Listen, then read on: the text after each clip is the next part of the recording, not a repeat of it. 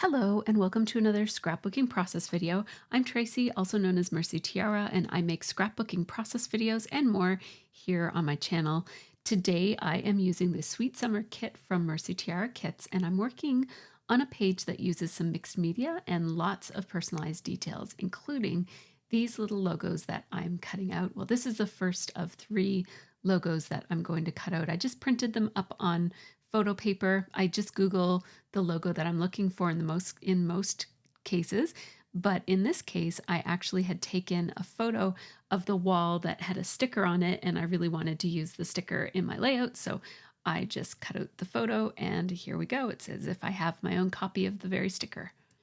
So as I mentioned, I am using the Sweet Summer kit from MercyTiara Kits. There's the website right there on your screen in case you would like to visit our shop.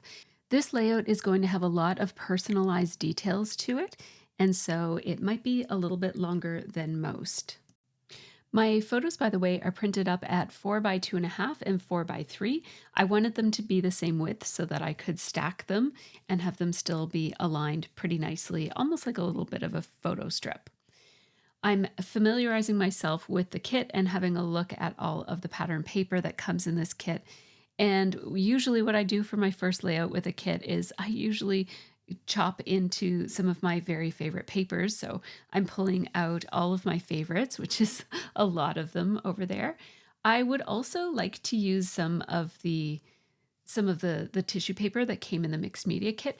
And I noticed that one of them looks like coffee cup, or I guess it might be beer mug rings. And I thought, an idea started to form. So you'll get a chance to see that as it comes together. I pulled out a alphabet tissue paper too, just in case I wanted to use that, but I'm pretty sure I'm not going to. I have the 2 letter stickers that come in the kit. The smaller black letter stickers from Whatevs comes in the embellishment kit, but the red one comes in the main kit, that red font. I'm going to start by matting my photo in black, and this black cardstock came in the kit as well. It's from Simple Stories, and it has a slight polka dot on one side and like a tone-on-tone polka dot, and on the other side it's just solid black, but I'm using the polka dot just to add a little bit of interest to my mat. And I'm matting the 2 of them as one. As I mentioned, I printed them up so that they would align well so that I could do that and mat them just as one. And I'm going to use the sketch for this one. And I was live streaming with my patrons. I do real-time live streamed process videos with my patron members every Saturday. Most Saturdays, almost every Saturday. And so I was doing that this day, and that's what the timer is for. I like to stop every once in a while and chat, and sometimes I forget to check in on the chat, so I set myself a timer. I'm grabbing this wood grain and this beautiful stripe. I love this stripe. All of these papers are from Cartabella, and I'm following the sketch quite closely here. So the sketch calls for a background paper and then a half piece of paper that is matted on that background. So this is what I'm thinking I'll do here. And I do want to put the title below these photos just like it is on the sketch. And so I might need to pull it up a little bit because my letter stickers are pretty big. So I'm thinking my photo might end up being a little bit higher than it is right here, depending on what the title is. I'm going to fuss a little bit with which side I want to put that broad blue stripe on, but eventually I'm going to decide to put it over on the far right-hand side. Now, it's a good idea to do your distressing before you add your adhesive to your paper, but if you're forgetful and want to get a little bit creative, you can put your adhesive on first and then deal with trying not to get your paper stuck to anything as you distress it. I have my tonic distress tool there, which is very handy for distressing. And after I have adhered my paper to my background, I'm actually going to pull up those distressed edges just to give it even more emphasis.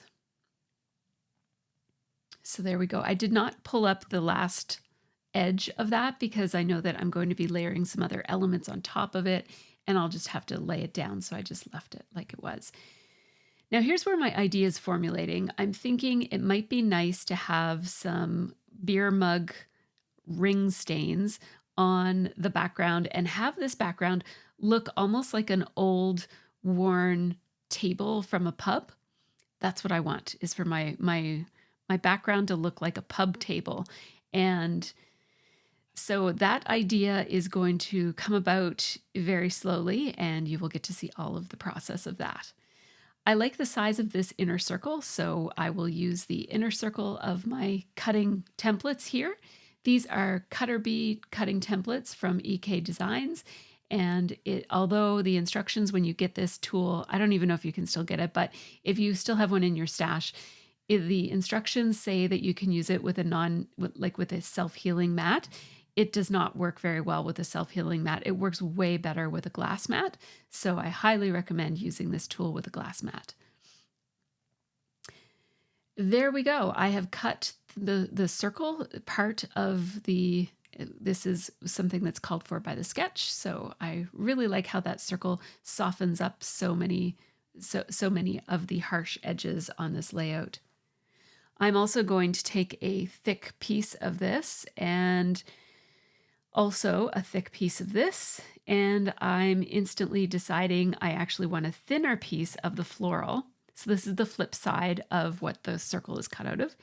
And I really love how that looks with the pink, so I'm just going to trim down that pink piece a little bit. Ooh, I like how those layers are looking.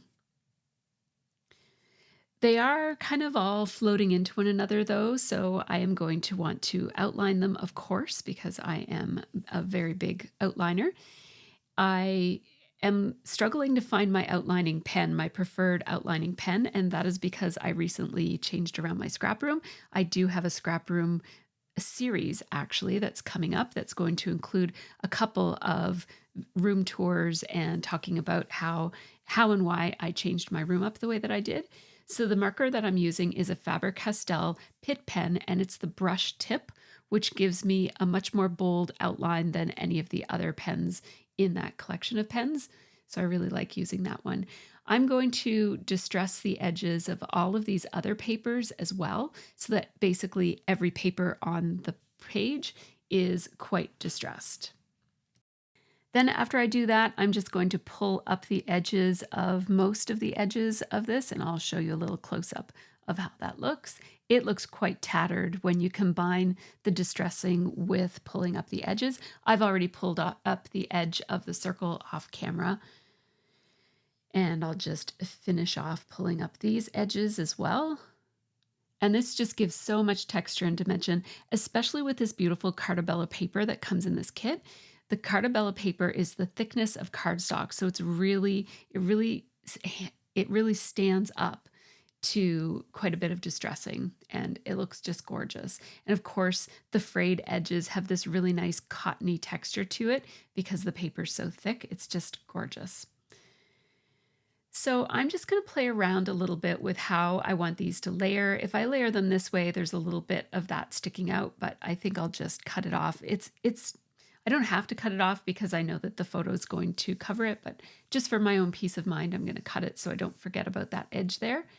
And now I'm going to use the same Faber-Castell Pitt pen with the brush tip and outline all of these. They're already distressed and pulled up, so that's why I'm outlining on a little bit of an angle, because I'm actually trying to outline the very edge of it, which is sort of at a bit of maybe like a 45-degree angle.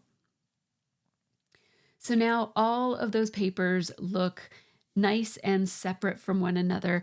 Oftentimes I use outlining as a way to pull together papers that don't necessarily look like they go perfectly together, but in this case, I'm actually using the outlining to separate my papers. They're all from the same collection, and I don't want them to have such a matchy-matchy look to them. And so by outlining it, it just gives it a little bit more of a handmade and unique look to it that's unique to me. I will warn you, because I'm learning here as I go, that these foam letter stickers from Simple Stories are super sticky. And so I would not recommend that you use wax paper for these, or that you use a thicker alignment tool like I just did. Typically, foam letter stickers are pretty forgiving. I'm sorry that I'm out of frame while I did that, but basically what I did, because those are so super sticky, I decided to de-stick them with some powder. So I used my powder tool and just de-stuck them. Here's a little side shot so that you can see what my workspace looks like. And I am going to have to replace the D and perhaps the O. I'm not sure at this point, but I'm just going to leave it there for now just to hold the space as I decide what else I want to do with this title. So my first little mistake was tearing the D. And when I tore the D, I actually tore quite a big chunk out of it. So I am going to have to replace that D. I make a couple of mistakes on this layout, so we'll keep count. We've got the counter at 1 so far. So I'm just going to align these and just over to the edge like that. I don't want them symmetrical. And then I need to have enough space here for my subtitle and also some journaling underneath of it. The thicker alignment tool is going to be very hard to release from these stickers because they were so sticky. They were already on the thicker alignment tool by the time I de-stuck them. And now let's just replace the D. It turns out that the O just has a little tear in it and I can easily piece it back together again. So I did that. Even with the powder on these stickers, they're still fairly sticky. At least now I can shift them around though. So that is one way to make your stickers be a little bit more forgiving. If you have these super sticky foam letter stickers, just add some powder to them. It actually doesn't de-stick them enough that you have to put more adhesive on them, but it just makes them a bit more forgiving. Now, here's mistake number 2. As I pulled the A off of these letters, I pulled the topping of that puffy sticker and left the base of the puffy sticker behind. So my other tip for you, besides be careful of those foam letter stickers that are super sticky, is to, when you're using these puffy stickers, peel the backing off of the sticker so that you're not bending the sticker. If you bend it, it might pop the black right off of the top of it. So bend the adhesive, like the backing. And because I've been doing that, I didn't have that problem with any of the other stickers here. These are from the Whatevs collection and they're so cute and I love how they look with the red title. So I already spelled out Donairs and then I spelled out and Draught. And I used the long version of Draught, like the UK Canadian version. Well, because I'm Canadian, first of all, but also because it's longer and I liked how it looked with a longer title down there. So feel free to play around with the spellings that you use so that it meets your requirements for your page. I'm adding that Halifax, it says official food of Halifax and it's a picture of a donair. And I'm adding that sticker to, well, it's a photo, but it's like my own homemade sticker without stickiness on it. I popped it up for some dimension.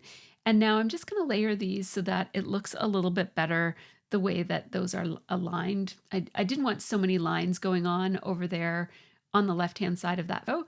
Between the matting and then all of those layers of lined paper, it was kind of a lot going on. So I overlapped everything so that you really just see one line.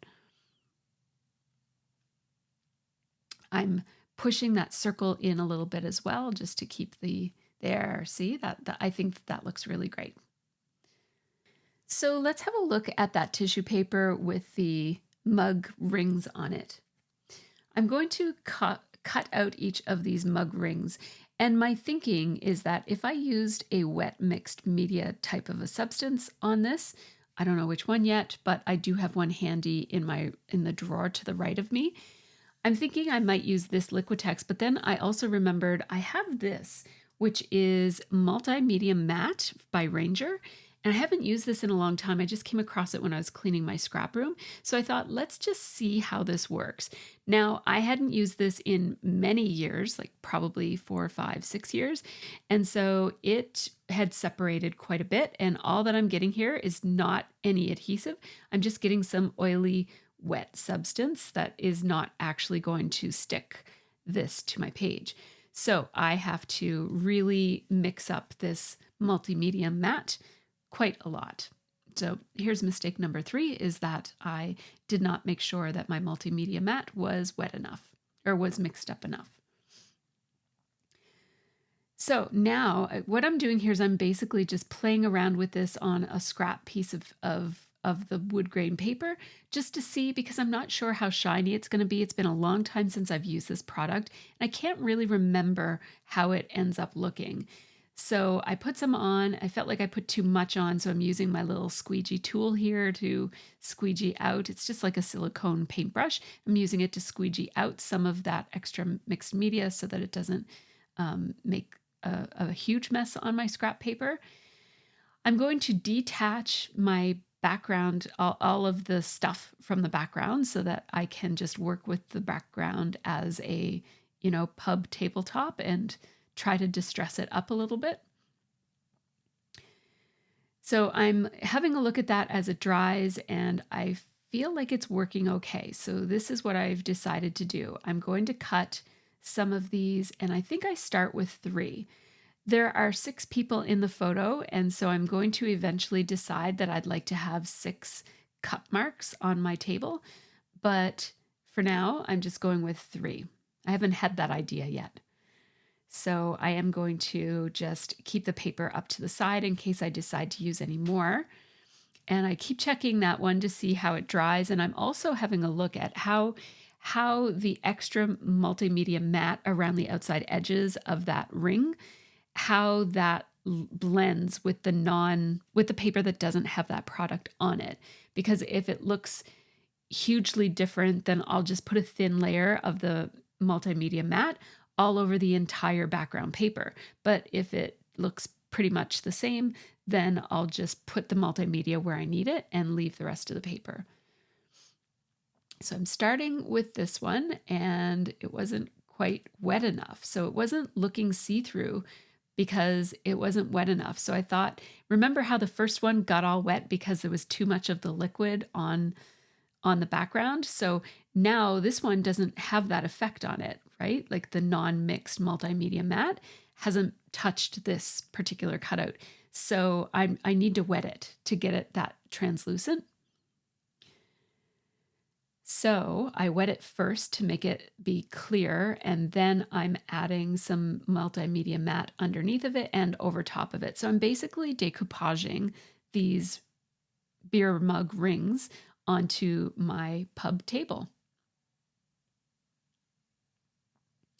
I just keep replacing my chunk of layers just to make sure that these are going to be in the right place. I want them to be showing. And I'm just using my finger to apply this multimedia mat. I use my fingers a lot for mixed media. They're an easy cleanup tool that you always have handy. I decided to add another one because it just needed a little bit more balance. It was like they were all at the top and it felt like there needed to be one down here. And so once I've got 4, then I have the idea that I should really add 2 more. I'm repeating the same process for each of these. And then with these bits that are hanging off the edges, here's mistake number 4, 5. I've lost count at this point, but I've decided to cut these off, but they're still wet and it's hard to cut wet tissue paper. So it's not cutting great. I'm going to have to go back and recut it at the end, but it's okay. At least it gets rid of the bulk for now. I'll add a 5th one right here.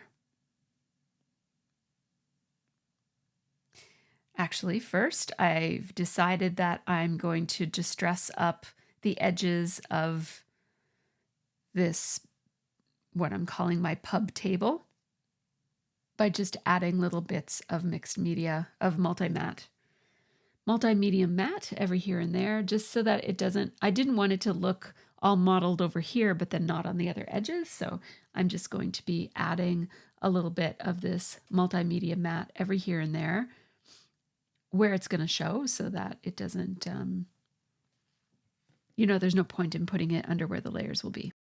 So I just came back from cleaning my tools, aka washing my hands, and I am going to adhere this down just like that. And here's where I start thinking, well, there's 4. It would only require 2 more, And then I would have a coffee cup stain that kind of coincides with each of the people in the photos.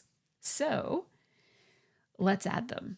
I have a few extra leftovers here from where I cut them off, but I didn't want them both to have the same writing, like they look too similar. And so I decided to take one that was left over that had the writing on it, and then I cut another partial one that didn't have any writing on it. I am going to wet them to make them see-through. That's just plain water that I have in that bottle. I'll add a little bit of multimedia matte underneath of them. And then, it might have been too wet, so I just dabbed it up with a paper towel. Then I'm adding multimedia matte on top of it. Add some more matte underneath of this one. Dab off the extra liquid and add some multimedia matte on top of it. So those are all decoupaged in place now. And I do have to wait for them to dry at this point. So I'm really liking how this is looking so far. And I do like the way that the tabletop, like that wood grain paper in the background, it has a really nice mottled look to it. I really like that.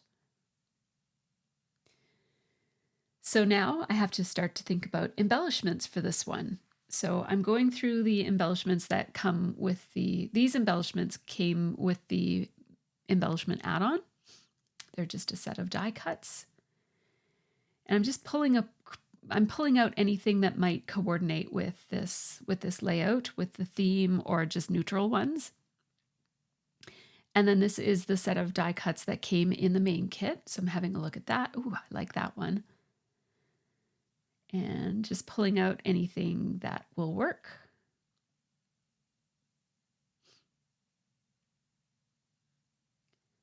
So all of those look pretty good to me. Any or all of those. And I love to put frames on my pages. So I grabbed that pink frame as well as the blue frame that is also in there.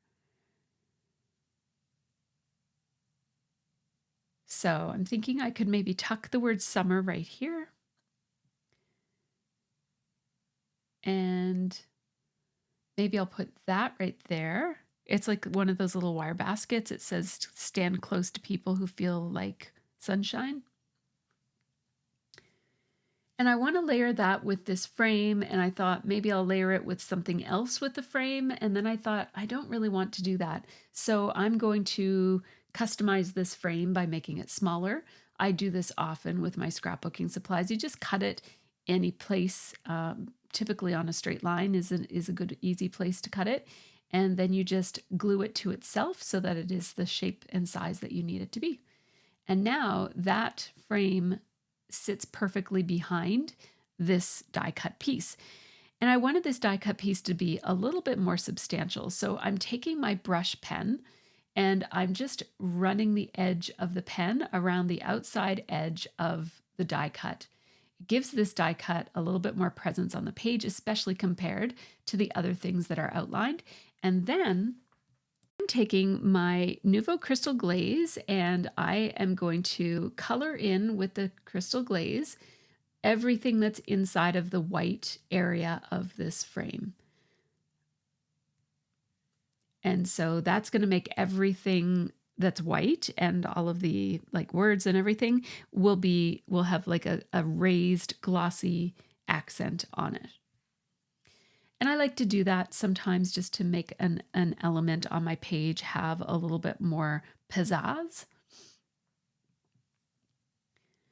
It takes a long time for Nuvo Crystal Glaze to dry, and so mistakes number 5 and 6 or 6 and 7 or whatever, wherever we're at now, will be that I'm going to touch this early, not once, but twice, and have to fix it. And I don't know, it might not have made the cut for the video, but if it didn't, it's trust me, I did mess this up, but you can't even tell on the final product.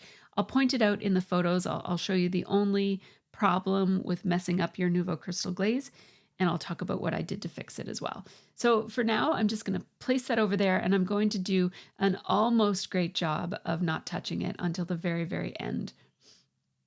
I'm going to give the same treatment to this other element. This is a little frame from the die cut pieces.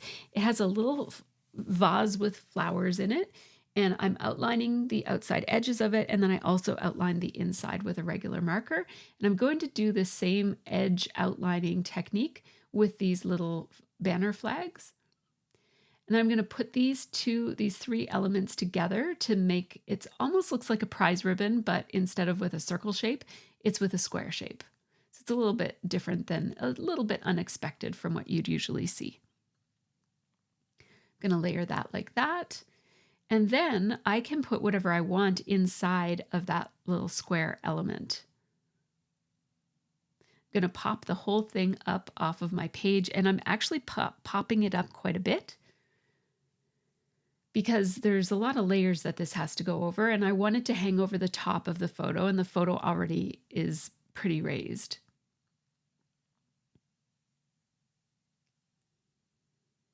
So that's where that's going to live, but I haven't yet decided what I'm going to put inside of it yet. I thought I might put some journaling, but I think my journaling is going to be too long to put in such a tiny little piece. I'm having a look at what else is here that I might want to put on this page, and I decided to use this cute little label element, and I used my roller date stamp to add the date 3 times. And then this piece will layer right there. It'll look really cute when it's all done. I think I'll do my journaling with my typewriter on strips underneath of the title. And I had this, which is a photo from the website of the pub that we were at. It's actually like a beer room or something. And yeah, I didn't love how that looked. It has their logo, but their logo is over top of a photo of the pub. And I didn't like how it looked. It was just like, it was too busy. So what I'm doing right now is I'm actually pulling out my keyboard, and I'm going to Google the pub that we went to and just find an image of the logo without a photo behind it, print it up and cut it out and use it as a little element here. I think I referred at the beginning to the fact that I would be cutting up and personalizing some elements on this, and this is how I plan to do that. So here's this teensy little Tapestry logo. So Tapestry is a place, it's like a brewery.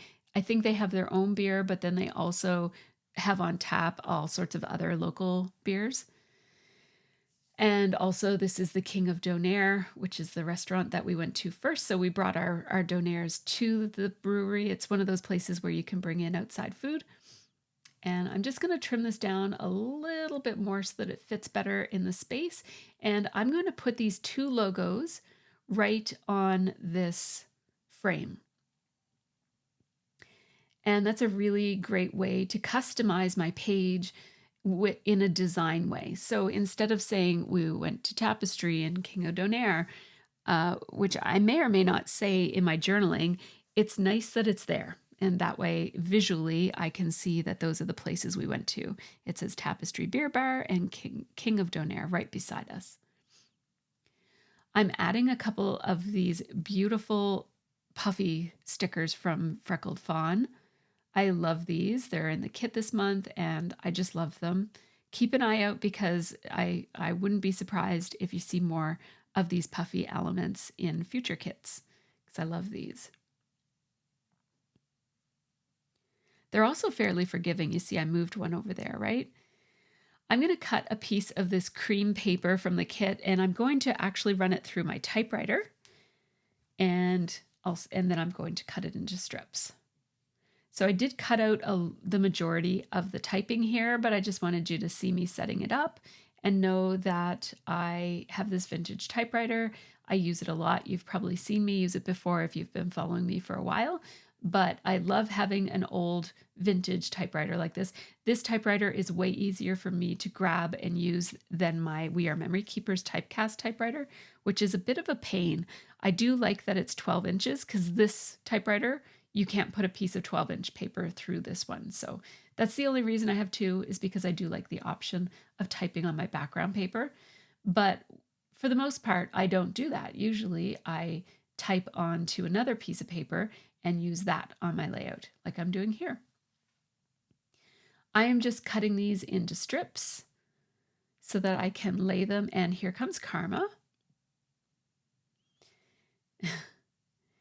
I recently cleaned up my scrap room, which means that there's no plastic laying around, which means that my cats can come into my room. One of my cats likes to eat plastic. Not eat it, but she likes to chew on plastic. And so it's not really safe for her to be in here because I always worry. She doesn't purposely eat it, but I always worry that she's going to accidentally chew too much and choke. So we typically don't let her in here. But now that my room is tidy, the cats can come back in. And so you might be seeing them make little cameo appearances in my videos.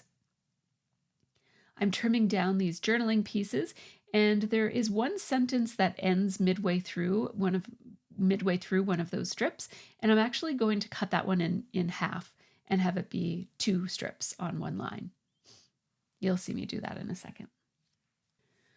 What I'm going to do first is take my Distress Oxide. This is soot black soot maybe? Yes, black soot. And I'm using a finger dauber here, and I'm just going to distress the edges of each of these little journaling strips. I think that this kind of an effect makes a pretty big difference on how finished the page looks. So it's worth it. It does take a few minutes to do this, but really not too long. And this is what we're here for, right? We're here to craft. And I love how this page has so many of these little details that I might not have done in another lifetime, but I'm really loving taking my time with my pages these days. I only am able to scrapbook a handful of pages each month. And so I like to really take my time with the pages that I do get a chance to make. So I'm going to lay them all out so that I know how I want the spacing to be before I start gluing them down. And this one I'm going to cut, and we'll just make sure that we ink the extra edges on those. So there, that adds a bit of interest to my journaling as well, to have that one be in 2 pieces like that. I'm using my Art Glitter Designer adhesive for this. The metal tip is such a game changer. I love this glue. And I've been using it for over a year now, and it has never clogged. So, hooray. Sometimes those fine-tipped adhesive applicators, they work at first, but then they end up clogging eventually. So I'm really pleased with this one that it hasn't clogged yet. Next, I'm going to put a couple of little bits of confetti every here and there. I'm just using it as an embellishment, not as an actual, like I'm not actually sprinkling them everywhere. So I'm adding them to my little clusters.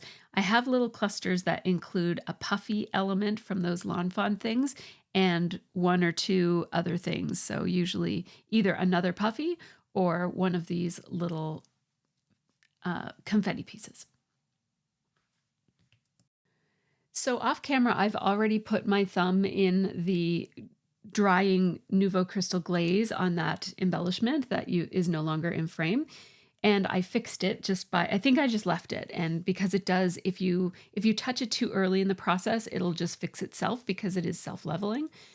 But now, after I get this embellishment placed, which is the little embellishment that I just made with the little logos on it, I'm going to pull down this one, and I think it's dry. It looks like it's dry, but I did not test it in a subtle way. I'm going to place it here, and oops, I put my finger, actually I pressed on it with a piece of paper and totally ruined it. And what you don't see off screen is that what you do if you totally ruin something, especially if it's not completely dried yet, which that's the only way that you can kind of ruin it, is I just went over the whole thing again with another layer of the Nouveau Crystal glaze. Now, the problem with doing it that way is that it's very liquidy, and that's a lot of product on a little thin, flimsy piece of paper. And so you'll see that it makes it be a little bit wavy. I'll show that when I show I'll talk more about that when I show the photos shortly. But for now, I decided that this was a little bit off balance, so it needed a little secondary cluster. So I'm just quickly making a secondary cluster. The other reason is that one of these cup stains does not look as clear as the others. One of them is really quite not very clear. It looks like tissue paper added to my project. It is tissue paper, so it's okay that it looks like that, but I just wanted them to look more like actual coffee cup stains. So I decided to cover up the part of it that was very opaque, and I really like this. You can see that there is a coffee cup ring there. It's actually a beer mug ring, but I covered most of the part that was too opaque, I guess, is the word I'm looking for. So because I'm adding another cluster over there, I just want to add a few other things. So I'm adding a puffy sticker, the star one, and another piece of confetti mix just to make it be pulled in with the rest of the page. And at this point, we're pretty much done except for this. So now it has this massively thick coating of Nouveau Crystal glaze, and it is going to take a long time to dry. You'll see it in the photos, but before I share those photos, just a quick shout out to my Patreon supporters. These folks help make this channel happen, so a big thanks to all of them. Their names are coming up very shortly. So my tiaras get early ad-free access to all of my process videos and real-time unedited versions of my videos, usually in the form of a weekly live stream, and behind-the-scenes videos of my room and my process. Sometimes I share specially requested videos as well. You could see in the photo there that that embellishment became a little bit sunken in by the weight of the Nouveau Crystal glaze, but other than that, it held up pretty well. So thank you so much for watching all the way to the end. I really hope that you enjoyed this page. Stay tuned to my channel for more process videos. And until next time, take care and have a really great scrappy week.